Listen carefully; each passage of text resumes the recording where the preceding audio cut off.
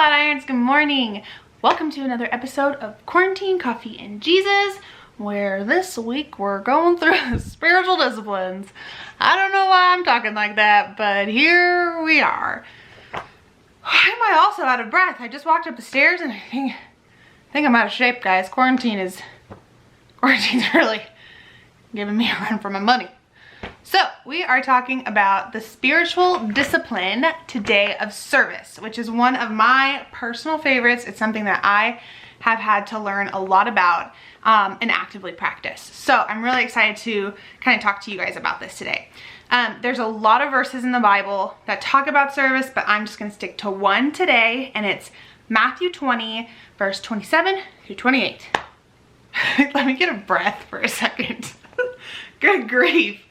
Okay, so the verse says, "And whoever would be first among you must be your slave, even as the Son of Man came not to be served, but to serve, and to give his life as a ransom for many." So there's a lot here in this, even if you don't see it yet. And I want to first just look at the word serve in this context, okay? So in the Greek, this word means diakonos, which I asked John for help in pronunciation, so I actually don't know if that's the way you say it. But it translates to waiting at a table, particularly of a slave who waits on guests. A slave that waits on guests. So Jesus literally is saying that he came to earth not that so people could wait on him and be a slave to him, but the opposite is that he can serve us in humility and in a context of a slave, which is just mind-blowing to me. This whole thing, if you think about service in the context of a discipline, it really takes a look at pride and humility. I mean, that's a huge one. The active discipline of setting your pride aside and humbly offering your service to others who are in need, or the church. And I want to make this clear that serving doesn't just mean in the capacity of the church. It can. You can serve in kids ministry if you want to. That would be fantastic. But it's not saying that. Like Ben said on Sunday, and if you haven't watched Ben's service, go pause me, go watch Ben's sermon from yesterday because it's phenomenal. But like Ben said yesterday, the church is not a building. It's us, it's you. We are the church. It's your day-to-day actions. It's what you choose to do with your time. It's who you meet. It's how you love others. We are the church. Us as people are the church. And we can be the church through serving, even when we can't meet together on Sundays.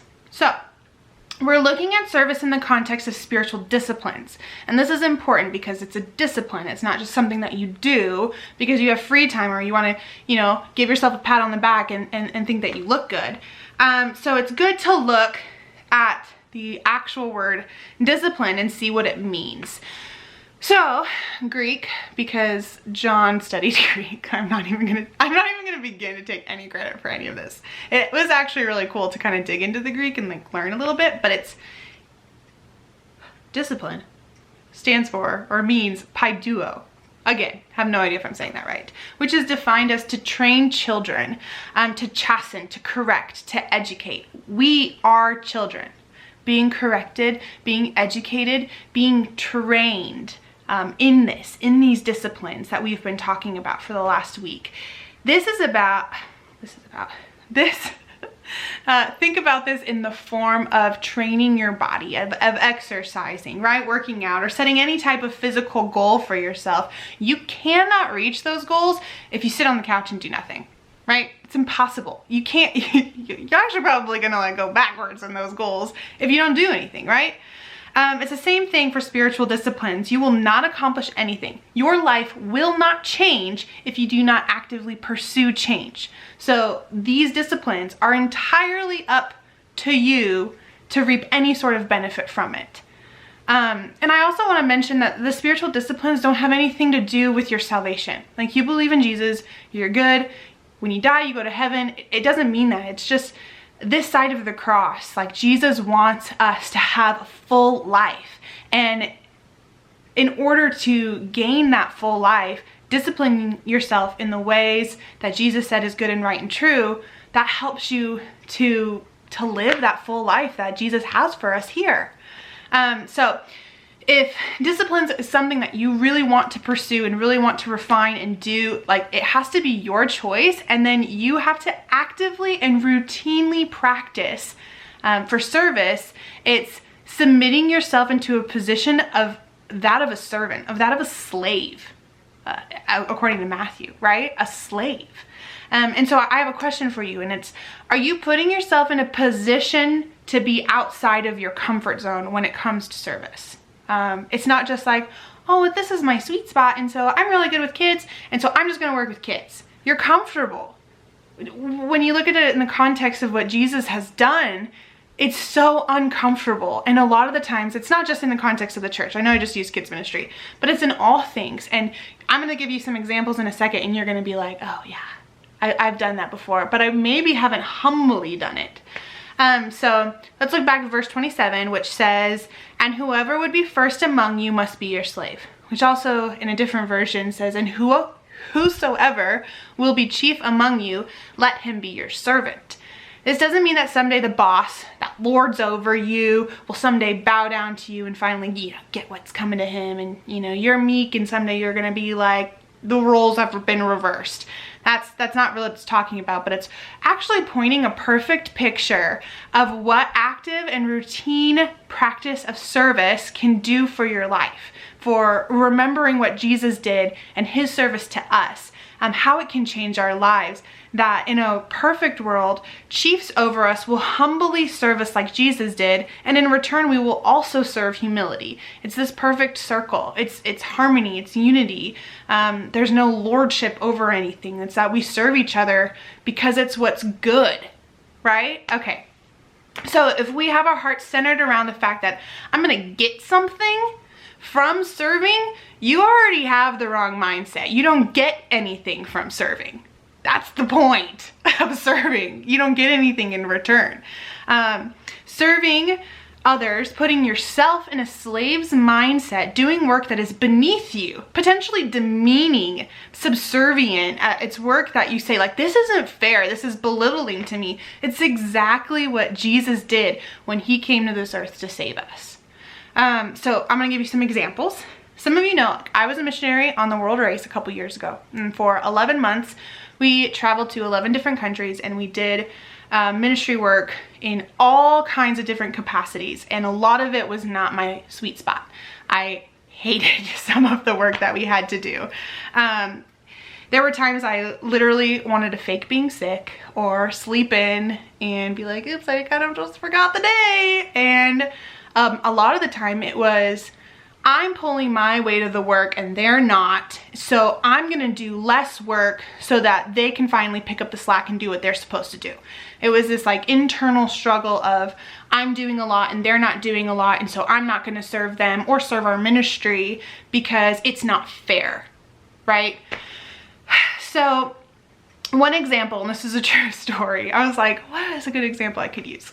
I lived on a farm in Thailand, and for a month, and so every single day, this was our real job, we had to wake up and empty the septic tank and fill big buckets with poop and pee water, and then we carried them sloshing around the farm to water the mango trees. And it was every single morning at the crack of dawn, we were out on the farm with the pigs emptying the septic tank. And it was sick. Like, I'm not even gonna just try to be like, what good servant work. It was so smelly and so sick. Like, I smelled like poop for a month. My shoes were ruined. My fingernails, like, you get the picture. I wasn't biting my fingernails, okay? It was really, really hard work. But it was what was being asked of us. And I didn't want to do it. I wanted other people to do it, right? I had already emptied the buckets 4 days that week. It was somebody else's turn to empty the buckets. It was hard work and it wasn't fun. We tried to make it fun, like, I'll be honest. But it sucked. It just sucked. And we did it every day. And Pat, who was our ministry host in Thailand, who owned the farm, he told us that someday when those mango trees grew up, he would give them to neighbors in the community so that they could have food and potentially start their own mango grove to get some extra income. But guess what? We never saw that. We never saw the fruit of our labor. We never met any of the people in the community that maybe those mango trees would someday benefit. We didn't personally reap any benefits. All we got was covered in crap, and then we left Thailand. And I've never talked to Pat, right? Like, that's the end of that story. But thinking back through that now, I have no choice but to fully trust God in that. I have to submit to the will of God and think that because of what we did, because of our yes, because of our humility of like, we're gonna just get up and be disciplined each morning and do this work, even though it sucks and we may never get thanked for it. That's the kicker too, is that I learned so much about my capacity to work and ultimately my love for other people, my love for God, God's love for other people and how to serve others in humility, even though it wasn't beneficial at the time to any part of my personal life. That was like waking up, I was like, this is stupid. Like, I don't want to do this. Because of these moments, like when I was working or when you're working and you're thinking, why am I doing this? This is stupid. I'm better than this. This work is beneath me. And you're wrestling with all those thoughts. By the way, those thoughts are not bad. The fact that you're wrestling with them with God, that is good. God is trying to teach you something in those moments through the discipline. You are becoming more like Jesus through the discipline. That is the point. To become more like Jesus. There are so many examples of humble service. Think about it at home. This is a huge one for you guys. Who's gonna clean out the dishwasher? Who is gonna do the laundry? Who's gonna scrub those pots and pans that somebody forgot to put in the water and let it set so then when you scrape it, it comes off easily? Who just let it sit on the counter? Who's gonna have to clean that again, right? And get no recognition for it. You are. And at work, for our Aurora team who's listening, this is a great one. Who's gonna clean out all of the coffee cups and the pour over coffee maker that's been sitting there since the beginning of quarantine and is making our office smell bad? You are. I am, right? I think about Aurora and our team, the team of people that load in and out every single Sunday, right? At 5 a.m. they move huge pieces of equipment. They set up the stage, the lighting, all kids ministry, all the toys, all the coffee, all the big old banners that we have, and then they tear it down every single Sunday. It's hard work and it's not fun. And most of the time, they never get any praise or hardly any recognition. Who's gonna do that? You are. We are. Because we are the church. It's what Jesus calls us to do, right? This is like the perfect discipline to talk about after Ben's talk. So seriously, if you haven't watched it, you need to go back and watch it. He talks about us, the church, being the light of the world. Like I said earlier, church is not a building. It's who we are every single day. It's who we meet. It's how we interact with people, serving from a humble standpoint where we take the place of a slave. It's not easy. Nobody chooses that. Nobody wants to do that, right? It's not self-seeking at all. We get no reward. There may never be a thank you. There may never be praise. There may never be any recognition, but we are the light of the world. We are the church. We have Jesus in us, calling us to be more like him and humble ourselves before the people in our lives to serve them in humility like a slave. It's an absolutely crazy concept to think about in this day and age, right? Nobody acts like that, and they should, right? It's such a good discipline to practice. So practically, how can we do this? And it starts by just taking an honest assessment of your life, right? Where are you uncomfortably serving right now? Is it in your family, in the workplace, at the church? Are you stepping outside of your comfort zone in any capacity to humbly submit yourself before others? Where are areas in your life that you can start serving others? Is it at work? Is it cleaning after your coworkers? Is it giving, this is a good one, is it giving somebody help or an idea and then that person gets to run with it and take all of the credit and get all of the glory and everything, and the praise and the recognition? Is it doing the mundane task over and over and over again and never getting a thank you? I want you to know that Jesus sees you. He sees your hard work, and that serving others in this selfless capacity takes training. It is not easy. It is not fun, but that is that heart change, right? It's humbling yourself before others to serve them. It's who Jesus is. And it's example to others of his character. We get to show Jesus's character to others through our humble actions. It's the greatest thing that we could ever do. Even if we never see the fruit of it, it is still so good. And I hope that this is encouraging. I hope that you can see that every single day you can do something. And I can, for sure I can, because I struggle so much, especially right now, with wanting the praise and the recognition. I want John to recognize the hard work that I'm doing around the house. I want Cole to be proud of the work that I'm doing in kids ministry. I want the church to be able to like recognize and see all of the effort that I'm putting in. But that is so self-seeking. And so trying for me from a standpoint to let that go and serve others because I want others to see God's glory, that takes training. And so first it's just looking at your life and taking assessment of where do you need to work, and you're not alone. So if this is something that you need help with or you want to talk about, I am your girl. I love this discipline and it is hard, but it is so worth it. It is one that you are like, I don't really want to do, but you need to do it, okay? So stop sitting on your couch and get up and get going. That's what I say.